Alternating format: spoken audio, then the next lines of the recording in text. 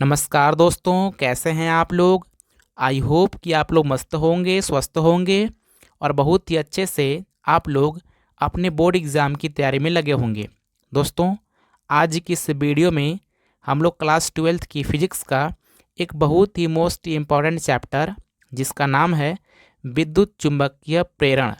तो इस चैप्टर से मोस्ट इम्पॉर्टेंट ऑब्जेक्टिव क्वेश्चन देखेंगे। यहाँ पहला क्वेश्चन है कि जब किसी कुंडली के निकट किसी चुंबक का दक्षिणी ध्रुव दूर ले जाया जाता है तब उसमें उत्पन्न चुंबकीय विद्युत धारा की दिशा होती है। पहला ऑप्शन है वामावर्त, दूसरा ऑप्शन है दक्षिणावर्त, तीसरा है कभी वामावर्त कभी दक्षिणावर्त और चौथा है इनमें से कोई नहीं। तो दोस्तों, इसका ऑप्शन नंबर ए सही हो जाएगा, यानी कि वामावर्त। दूसरा क्वेश्चन है कि एक चुंबक एक बंद चालक के निकट स्थित है। चालक में धारा उत्पन्न की जा सकती है यदि केवल चुंबक गतिशील हो, केवल चालक गतिशील हो, चुंबक और चालक दोनों ही गतिशील हो, या चालक और चुंबक के बीच आपेक्षिक गति हो। तो दोस्तों, इसका ऑप्शन नंबर डी से हो जाएगा, यानी कि चालक और चुंबक के बीच आपेक्षिक गति हो। क्वेश्चन है कि प्रेरण कुंडली से प्राप्त होता है। उच्च धारा प्रबल विद्युतवाहक बल, निम्न धारा प्रबल विद्युतवाहक बल, प्रबल धारा निम्न विद्युतवाहक बल और चौथा है निम्न धारा निम्न विद्युतवाहक बल। तो सही आंसर हो जाएगा निम्न धारा प्रबल विद्युतवाहक बल, यानी कि ऑप्शन आपका बी सही हो जाएगा। अगला क्वेश्चन है कि क्षण में प्रेरित विद्युतवाहक बल का मान होगा। दोस्तों, क्षण में प्रेरित विद्युत वाहक बल का मान होता है BLV, यानी कि ऑप्शन आपका ए सही हो जाएगा। अन्योन्य प्रेरण का एसआई मात्रक है। तो दोस्तों, अन्योन्य प्रेरण का एसआई मात्रक होता है ऑप्शन ए, यानी कि हेनरी होगा दोस्तों। अगला क्वेश्चन है कि निम्न में से कौन सा नियम ऊर्जा संरक्षण के नियम पर आधारित है। लेंज का नियम, या फैराडे का विद्युत विच्छेदन नियम, या एम्पियर का नियम, या इनमें से कोई नहीं। तो दोस्तों, ऊर्जा संरक्षण नियम पर आधारित है लेंज का नियम, यानी कि ऑप्शन नंबर ए। अब अगला क्वेश्चन है कि चुंबकीय फ्लक्स का एसआई मात्रक नहीं है, यानी कि इसमें से कौन है जो कि चुंबकीय फ्लक्स का एसआई मात्रक नहीं है। दोस्तों, यह आपका ऑप्शन नंबर डी सही हो जाएगा, यानी कि चुंबकीय फ्लक्स का एसआई मात्रक जो एच है ये नहीं होता, यानी कि एच से हेनरी। अगला क्वेश्चन है कि चुंबकीय प्रेरण के समय के साथ बदलने की किसी बिंदु पर उत्पन्न होता है गुरुत्वीय क्षेत्र, चुंबकीय क्षेत्र, वैद्युत क्षेत्र, इनमें से कोई नहीं। तो सही आंसर हो जाएगा वैद्युत क्षेत्र।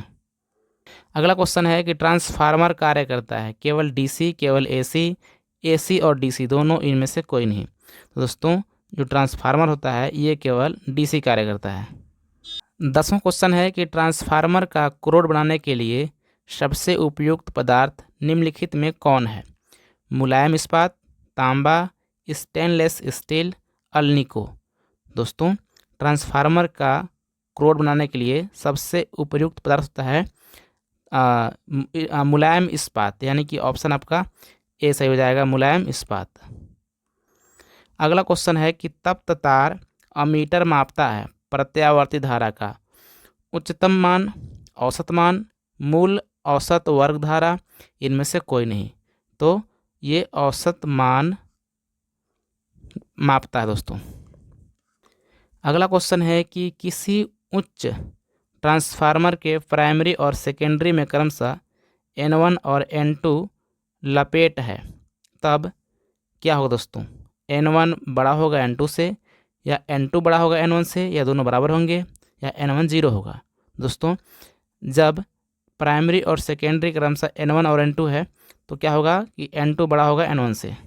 यहाँ क्वेश्चन नंबर 14 है कि एक सीधा चालक क्षण पूर्व पश्चिम की ओर क्षैतिज स्थिर रखा गया है, इसे गिरने के लिए छोड़ दिया जाता है, इसके सिरों के बीच विभवांतर शून्य रहेगा कि बढ़ता जाएगा, घटता जाएगा, कि दिशा बदलती रहेगी।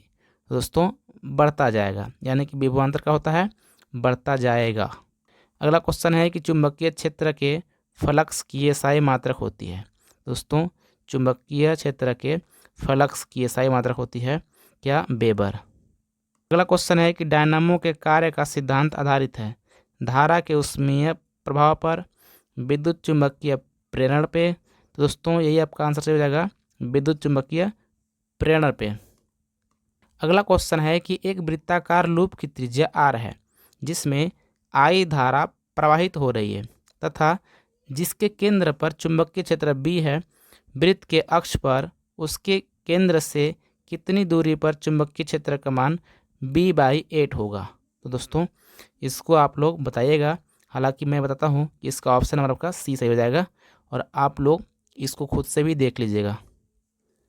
अगला क्वेश्चन है कि किसी बंद परिपथ का प्रतिरोध 10 ओम है। इस परिपथ से t समय में चुंबकीय फ्लक्स यानी कि फाई का मान दिया है 6t² - 5t + 1 से परिवर्तित होता है। तो t बराबर 0.25 सेकेंड पर परिपथ में प्रवाहित धारा एम्पियर में होगी, यानी धारा पूछा हुआ दोस्तों। तो आप लोग सॉल्व करके इसका आंसर बताइएगा। हालांकि मैं देखता हूँ तो इसका आंसर ऑप्शन नंबर B सही हो जाएगा। आप लोग हल करके देख लीजिएगा दोस्तों, ऐसे ही अनठिकानी आप लोग ऑप्शन मत मारिएगा। तो दोस्तों ये थी लास्ट क्वेश्चन। आई होप कि आपको ये वाली वीडियो अच्छी लगी है। यदि आपको अच्छी लगी है तो इस वीडियो को प्लीज़ लाइक कर दीजिए, चैनल को सब्सक्राइब करके बेल आइकन प्रेस कर लीजिए ताकि आपको इसी प्रकार की वीडियो आगे भी मिलती रहे। तो दोस्तों मिलते हैं किसी और वीडियो में, तब तक नमस्कार, जय हिंद।